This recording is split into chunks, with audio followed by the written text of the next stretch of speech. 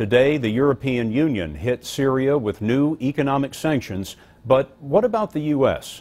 For that, we turn to Wyatt Andrews in Washington. Wyatt? Scott, the president has forcefully said Assad must leave. The White House has even threatened unspecified additional measures if he does not. But when we sat down yesterday with Secretary of State Clinton, she described the limits the United States faces as it tries to pressure Assad out of office. How long does the killing go on before the additional measures you're talking about kick in? Well, I think, Wyatt, you have to be very clear-eyed about what is possible and what the consequences of anything you might wish to do could be.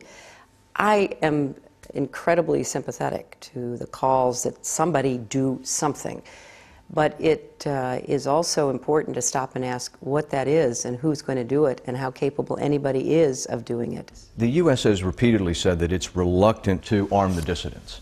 Why? Well, first of all, we really don't know who it is that would be armed. This is not Libya, where you had a base of operations in Benghazi, where you had people who were representing the entire opposition to Libya. You could get your arms around what it is you were being asked to do and with whom. We don't have any clarity on that. But Madam Secretary, what's the fear? Well, on the ground, what is the fear of arming the rebels? What are we going to arm them with, and against what? You're not going to bring tanks over the borders of Turkey, Lebanon, and Jordan. That's not going to happen. So maybe at the best you can smuggle in, automatic weapons. Where do you go?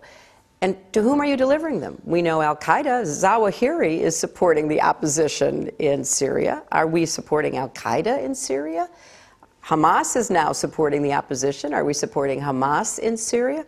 So I think, Wyatt, despite the great pleas that we hear from those people who are being ruthlessly assaulted by Assad, if you're a military planner or if you're a Secretary of State and you're trying to figure out, do you have the elements of an opposition that is actually viable, we don't see that. We see immense human suffering that is heartbreaking and a stain on the honor of those security forces who are doing it.